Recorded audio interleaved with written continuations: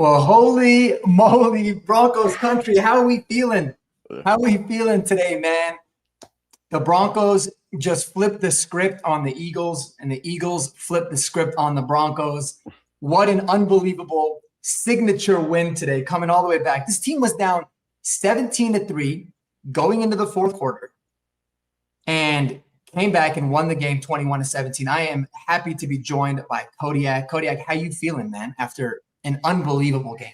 Stunned. I literally thought there was no way we could pull it out. That's just the best way I can describe it. And, you know, it feels nice to be on the other side of these games because it feels like since the beginning of last season, we've been the team that's been the one that absolutely pissed it away in the fourth quarter, that committed the penalties the Eagles did, that made the mental lapses and the mistakes that they did during that time period. But it was just really, really cool that we finally got our signature win, road win over a very, very good NFL team, the Super Bowl champions.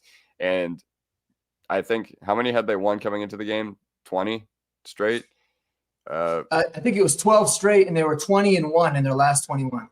Yeah, that's crazy. You know, something crazy like that. That is insane. And yeah. Insanity.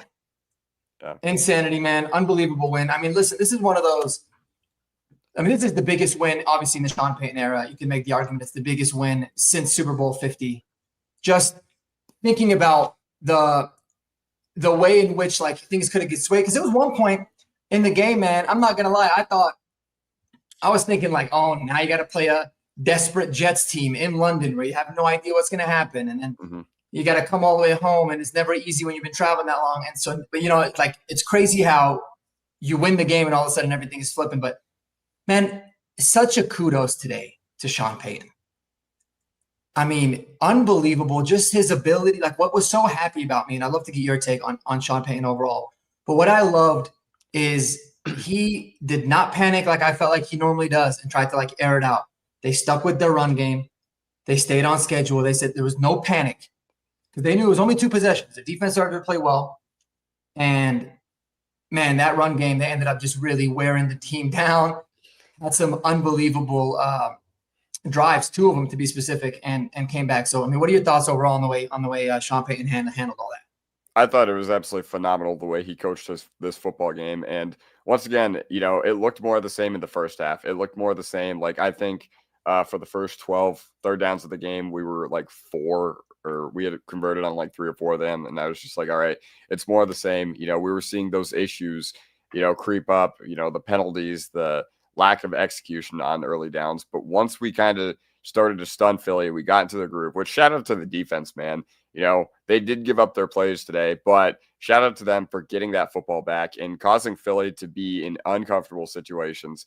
And overall, the offense took care of the rest. And that was an absolutely phenomenal job by all 53 guys on this team. So, but Sean Payton specifically, I'm really, really happy with how he coached this game. Because he was saying, guys, don't worry about London. We're flying across the pond tonight, but don't worry about that. Don't got to worry about that. So on a short week. Yeah, on a short week, which, I mean, I guess coming into the season, we thought the Bengals game was going to be a lot more high intensity than it was. Like, you know, we only really played 2.5 quarters of football last week. That being said, it still mattered, like, for your preparation or whatever. So, yeah, and I think coming into the year, I penciled the Broncos to be 3-2 after week 5.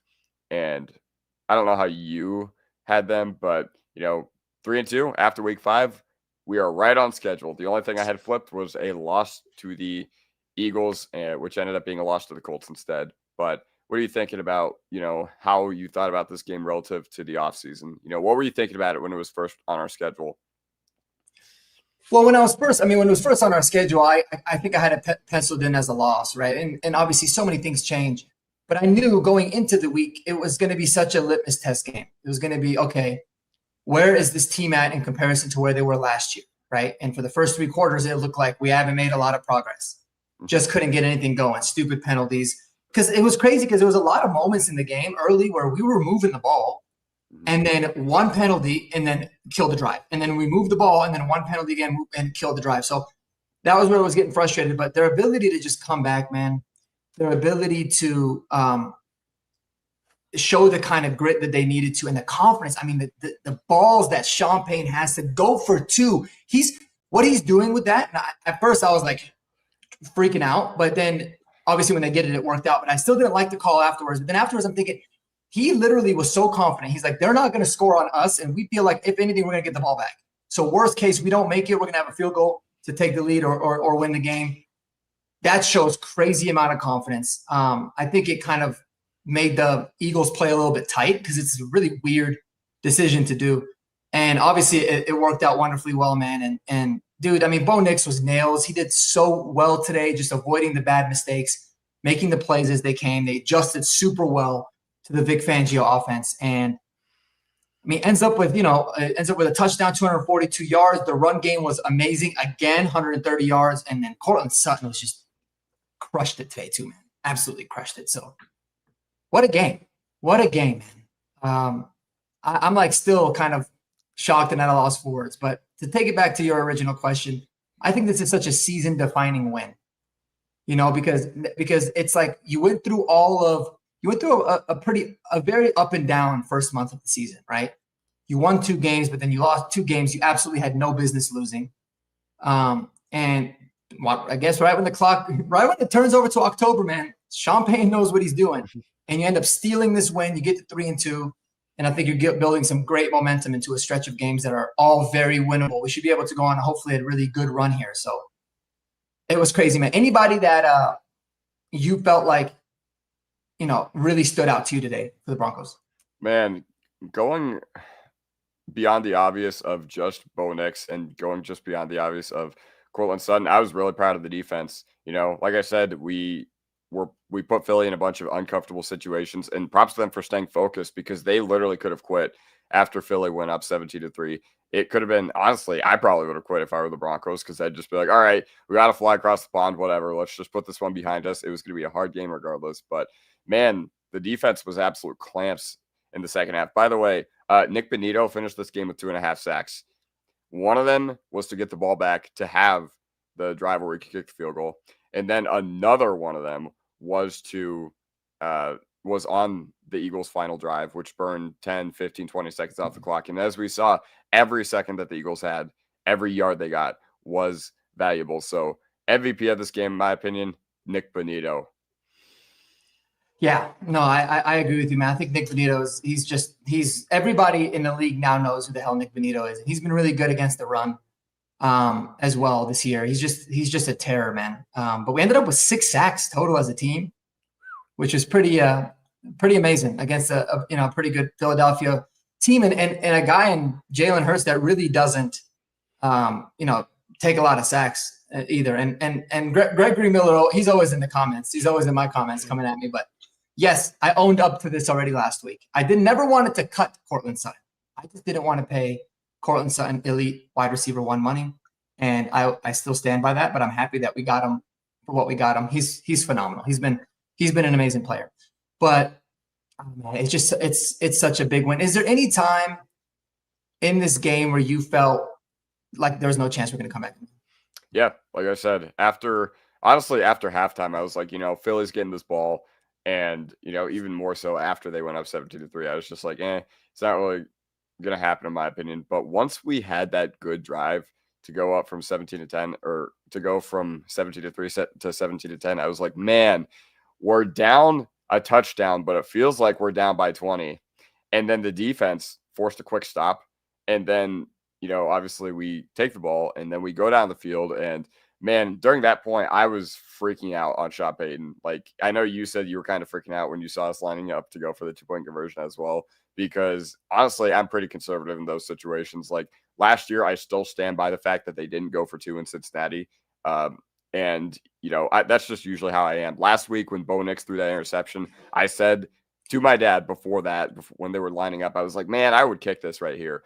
But the fact that you had the guts to go in there, and Sean Payton, he said it in his press conference. He said, we were not going into Philly to not win. Like, we played this game with the intensity and the aggression to win this football game. So, yeah, I was very, very happy. And shout out to everybody shouting out Benito in the chat because he did phenomenal. Yeah. He was absolutely amazing today. Yeah. And we don't win this football game without him, Sutton, or even Bo Nix, in my opinion. So, big team effort from all our core guys. And this is something we have not really seen with this current core we've had. We have a tendency to melt down in these situations, but it was the other team melting down and us capitalizing on their opportunities as well. Like Zach Bond, man, you got to be smarter in that situation. Just as a football fan, you got to be so much smarter there. You know, the Eagles shifting two guys. I saw that before the snap. I was like, illegal shift. And either way, what do you think about all that? No, I mean, it was amazing. It was just a breath of fresh air to see the team put together all of their stupid, controllable, mistakes at the most crucial time in this game. And you see what happens when the offense is able to get into a rhythm, and have sustained drives. And then it gives the defense a break. And so it was just nice to see them, because it was ugly for the first few quarters, but to be able to do it all together in the fourth, claw their way back. I mean, this was totally a game I feel like the Broncos really had no business winning, especially given, a lot of last year and so far this season. But they learned something, and that's the most important thing you always talk about. You want the Broncos to learn from all the bad mistakes that they did, and it seems like they did. They learned it. And what's been impressive about this team too, man, is we haven't even fumbled the ball once. I think the only fumble we had technically was Marvin Mims in the special teams. But offensively, we're taking care of the football. And Bo Nix did have a fumble, but earlier on. But I'm talking about, I guess, specifically the running backs and the pass catchers.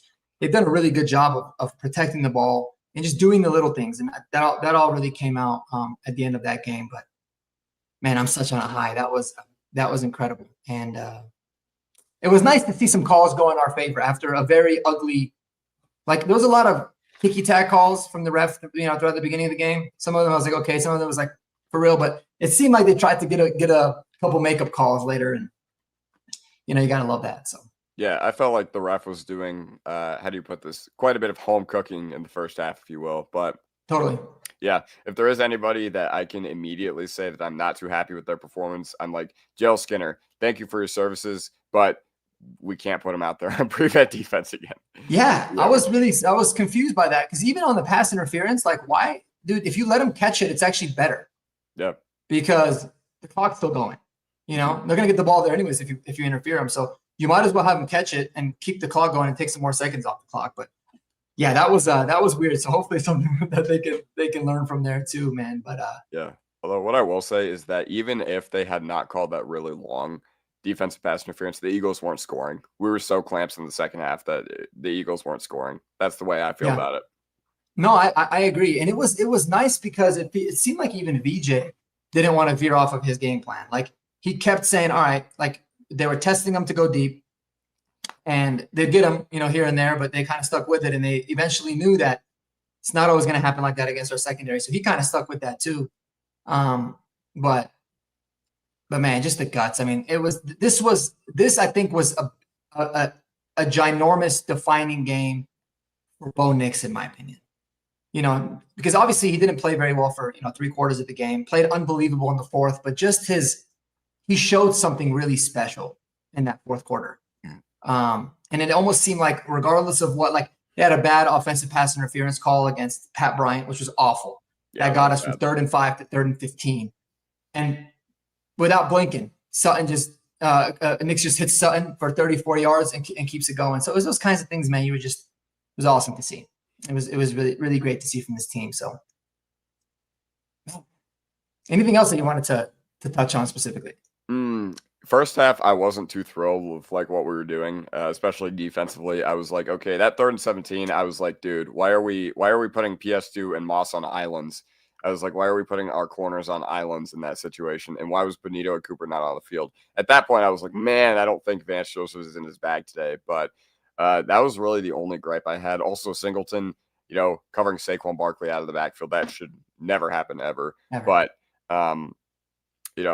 credit to the Eagles for, I guess, taking advantage of that. But regardless, other than that, I thought Vance Joseph called about as good of a game as you can call against the Philadelphia Eagles. And I know that their offensive coordinator has been under a lot of fire lately, especially after they lost Kellen Moore to the New Orleans Saints. So, yeah, it was a little interesting that everything had gone the way that it had on the defensive side of the ball, but then they really locked in. And yes, the Eagles did shoot themselves in the foot a lot. But hey, it's one of those things where, good teams take advantage of that. Usually the Eagles are taking advantage of the other team shooting themselves in the foot. Usually other teams are taking advantage of us shooting ourselves in the foot. So the fact that we were able to flip the script, and it was nice to be on the other side of the coin for once. Yeah, and I think taking the lead. I mean, I think that's why going for that 2-point conversion and ultimately getting it really paid off, because you're almost forcing the Eagles to, like, now they have to shift away from what they were doing, and it makes them a lot more predictable. And the Broncos can just be like, all right, we're just gonna like sell out and cover you guys. So I feel like that helped, and obviously they got tight and they were making a lot of mental lapses. And again, I mean, Bronco fan 99 nailed it. This is a really good example of it later in the game. Like, what is it, 3rd and 8 inside the 10-yard line. You get 8 yards, you get a game's over. But he didn't. I don't think it ended up being a sack. I think it was like a 1-yard run. But regardless, he didn't force it. He said, take this off play. It's those small things that you like to see from your young quarterback being able to really understand, and that is coaching, man, and that is winning football. Ain't no doubt about it. And amazing. I can't even remember the last time the Broncos have traveled East Coast at an 11 a.m. game and gotten a win. It almost seems like that's like the Peyton Manning era. Because I know we played a primetime game there in Buffalo, but I do not remember the last time we won an East Coast 11 a.m. start game. And we haven't won in Philadelphia in my entire life. Actually, 1986 was the last time they won in Philly. That's crazy. Which is crazy too. So it is crazy. And a lot also, of streaks ending, man. Remember Lots the last time we went to Philadelphia, it was probably the first time in my life. Yeah, you can call me spoiled or whatever, but I started following the NFL in 2010, and obviously I wasn't like smart until like probably I was in high school or whatever, which was 2015 is when I started, and that's when the Broncos won the Super Bowl. But 2017, I remember the first game throughout my life that I was just like, wow, the Broncos have serious problems, was when the Eagles beat the brakes off of us in Philly. I think they hung 50 plus on us, right? Yeah, they hung 50 on us. At one point, the score was 51-9. And I was like, man, for the first time in my life, I was like, oh my God, this team has a lot of problems. Because in that year, we had a tendency to just get our doors blown off. And yeah, Philly had a magical season. But that was kind of the start of me being like, wow, there's a lot wrong with this franchise. And obviously 4 years ago, we had, the fumble, Melvin Gordon fumble, which Slade took to the house that Bridgewater didn't whatever. But ever since then, the Eagles have only gotten better. And, one of the Super Bowl champions, they're a good team for a reason. Now, do they have the same striking distance and fear that they did last year? No, I don't think so. Even the broadcasters were talking about it. Philly hasn't hit their final form yet, but we don't care. The fact that you were able to go in that, it still doesn't make it any less impressive, in my opinion, because you knew what the Eagles were coming into this game. You knew what they were coming into the season. And the fact that you actually won this game above all else shows so much grit and character about this team. Yeah. Insanity, man. Insanity. And great to see Evan Ingram get that touchdown. Obviously a huge one. Oh, yeah. But good to see him involved. And hopefully we can continue to see more Evan, because I just think he's such a weapon. But, man, what a game. Overall, it was just wonderful to see. And can you believe we got 20 carries from J.K. Dobbins? We actually got it to where a running back gets 20 carries. That's I think it's definitely the first time since Sean Payton's been the Broncos head coach that a running back's gotten 20 carries. But even I think I was looking at it since 2006, it only happened 5 times. So very rare. And to do it in a game where you were trailing most of it is crazy. I mean, just like I said, kudos to Sean Payton. I think he called a hell of a game. Made all the right decisions. He really got his team fired up, and there was no quit. So, man, you love to see that. Looking ahead, man, how you feeling about the London game? Do you feel like this can be a crazy trap game for the Broncos like I do? I mean, international games are always weird, but if there's anything that we learned from this early window, it's that the Broncos can be gutsy when they need to be gutsy.